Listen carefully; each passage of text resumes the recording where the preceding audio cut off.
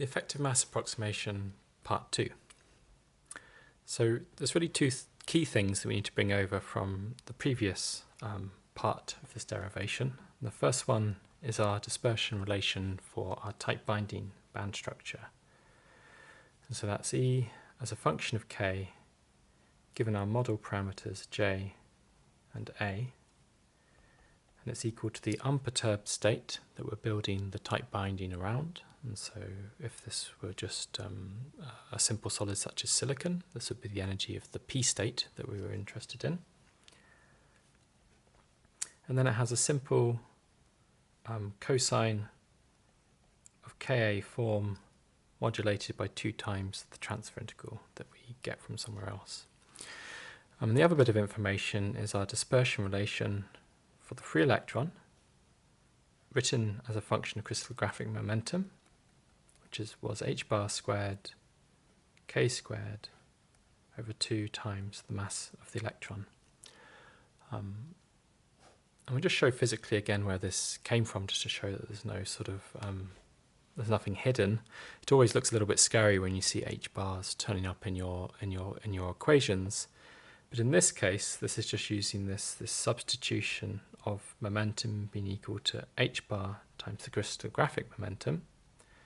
And if we just do that substitution, you should see that this just reduces to p squared over 2 times the mass of the electron. And of course, that's just absolutely equivalent to just half mass of the electron times velocity squared. So this is all just a statement that this free electron is behaving just like a low velocity classical particle. So let's plot these things. So this is going to be our band diagram. So it's going to be with energy on the y-axis, and then with crystallographic momentum on the x-axis, and I'm going to just put in these special points of k equals pi over a, so the first Brillouin zone boundary, and its identical point in negative k. I'll try and get those roughly evenly spaced. Okay, so the first one I'm going to draw on is just this free electron dispersion relationship. And you can see it's just got a k squared term in there, and it's divided through by the effective mass and some kind of quantization value, so h bar squared. So it's just a quadratic, so a parabola.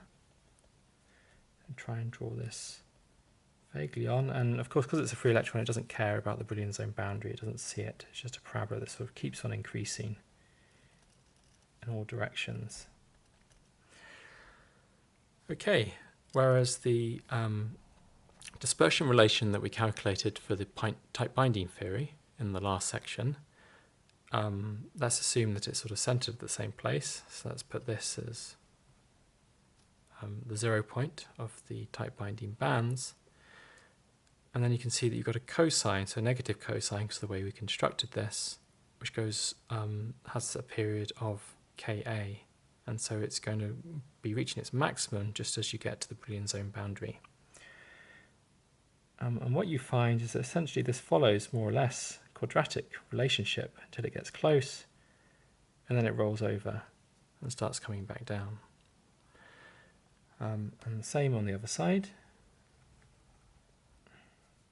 So to explain this sort of divergence from the free electron behavior, but only when you get near the zone boundary, it's useful to think of the de Broglie wavelength of your matter waves that are passing through the material.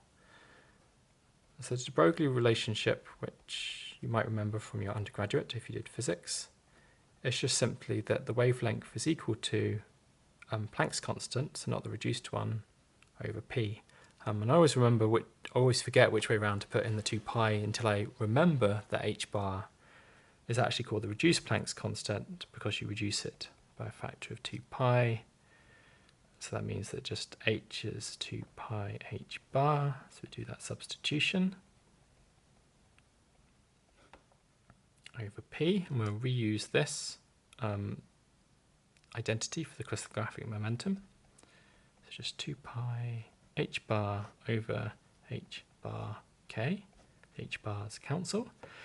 And if we now substitute in this special point, so this k equals pi over a.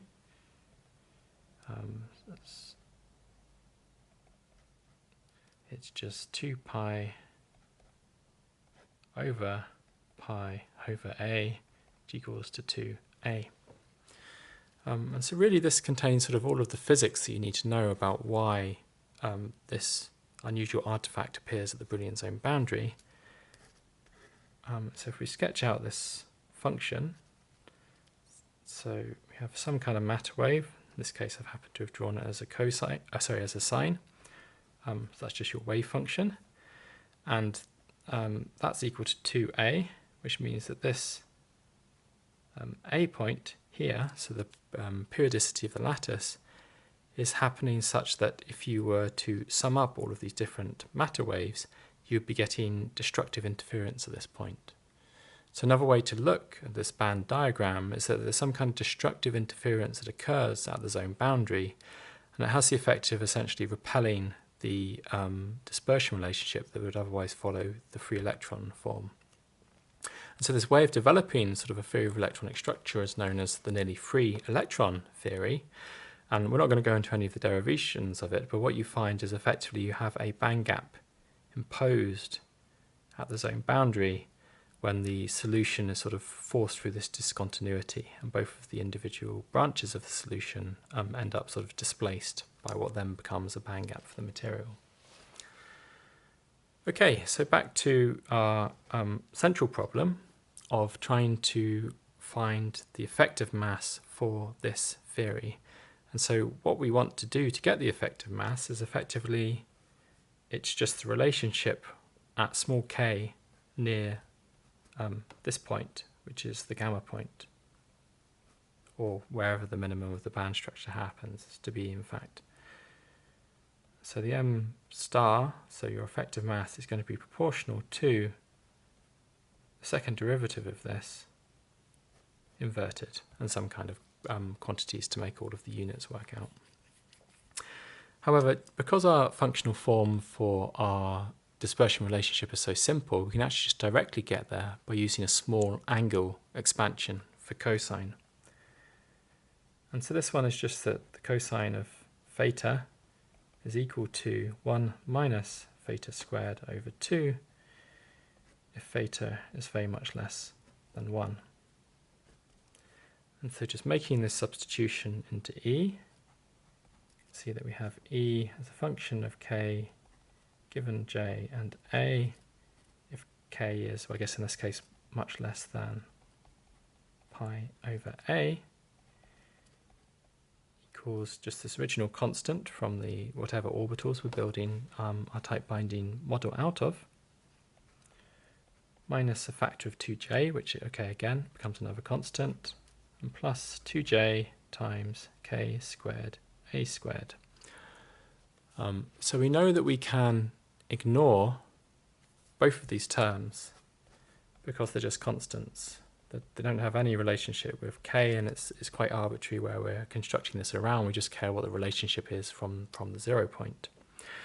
And now if we equate this to our form for the free electron dispersion relationship,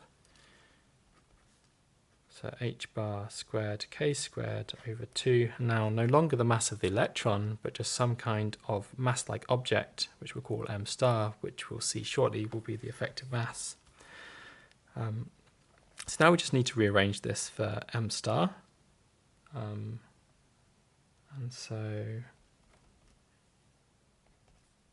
h bar squared k squared over 2, and then all of this taken down.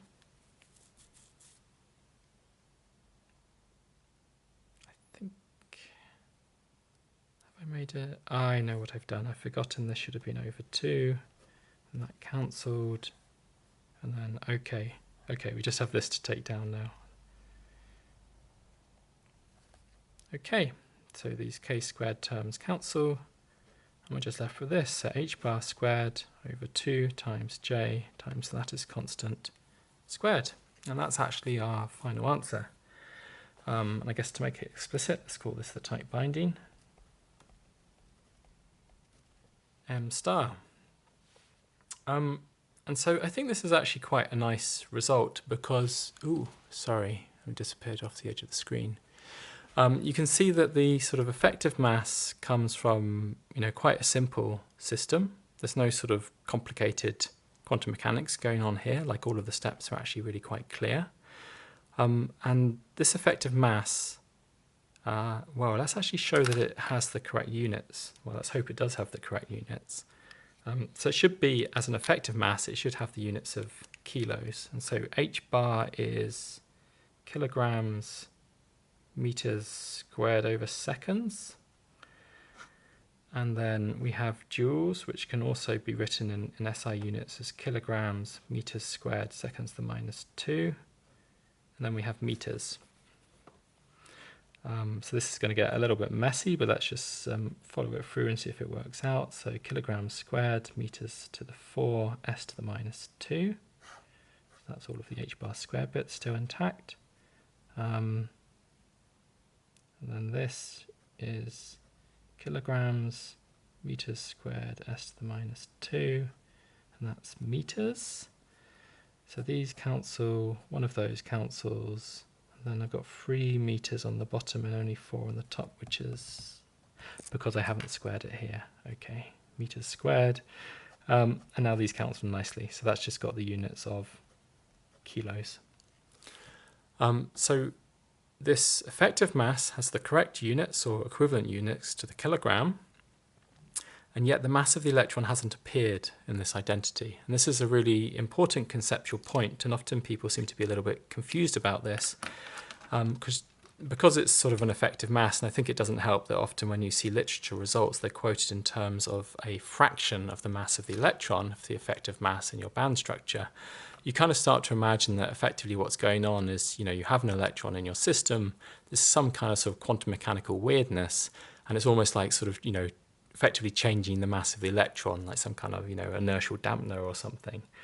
So there's no mass of the electron. Yet it was, there's also sort of no unexplained quantum weirdness here. Sort of something that you can't write down analytically. And so really it's telling you that sort of the effective mass comes from sort of quantum mechanical considerations of travelling waves. So there's not actually a little electron that's moving through your system when we talk about sort of holes and electrons in devices. Instead, you've got some kind of collective excitation of the overall electrons in your band structure, which behaves like there's actually a discrete electron that's moving through your system. So, for all intents and purposes, you can quite literally just close your eyes, substitute in your effective mass any time that you would normally have a mass in sort of a classical equation of motion, and everything works out. But that's not physically what's actually going on in the system. So the other nice thing that we can do to sort of link it to band structures is that if you look at this form for our dispersion relationship, we know that cosine just oscillates between +1 and -1, and therefore that we know that this whole thing is going to have a width of 4 times j. So that you can actually call the bandwidth. And so if you have bands of a given width, it's just going to be sort of 4 times j in this type binding model that we've put together.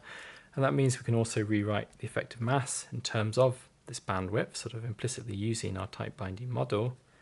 And it's just going to be h bar squared again. And instead of 2j, it's going to be w over 2, if I've got that correct. And then the lattice constant squared. And so again, this is quite nice because you can just go from, some complicated or even experimentally observed band structure and then sort of calculate an effective mass just by sort of effectively measuring the, the overall bandwidth of these bands, and then that can just directly give you an effective mass once you know the lattice constant. And of course, sort of an alternative way to do this, if you have access to the actual calculation, is to try and calculate this derivative. And that's often done by just using sort of a simple finite displacement method. And so you just evaluate this band structure at a distance very, very close to the origin, and then you just plug it into this sort of formula. But you often don't have access to that if you just find a band structure in the literature. However, you can almost always estimate or measure the width of the bands. And so this is something that we'll do in a little bit of active learning. And I guess just to finish here, so let's pretend we see sort of some complicated band structure with, you know, all kinds of weird and wonderful special points with different letters for different positions in the Brillouin zone. And you might see a band that does something like this. I'll just draw it symmetrically, though they never bother to draw the -k points in the actual literature. And you might also see bands which do, you know, more like this. And so this is very common when you have a complicated structure, and particularly with heavy atoms, is you have lots of different bands doing different things. And so sort of my question to you is, what is the effective mass here of this band? And what is the effective band here, the effective mass of this band down here? And so you should be able to just directly see that, really, once you're used to understanding what effective mass means, or you can use this sort of equation where you have sort of some statement of the actual width of the bands and how it affects the effective mass. And my second sort of question to you is to think about what this means for the chemical bonding. So based on our type binding model, we said that the bandwidth is related to the transfer integral, and previously that was something to do with the overlap of the wave functions. And so when you see a band like this, which is really curvy and sort of has quite a large width, what does that mean for the actual chemical bonding of that state in your system? And what does it mean when you have an almost flat band? And so with that, I'll finish this recording.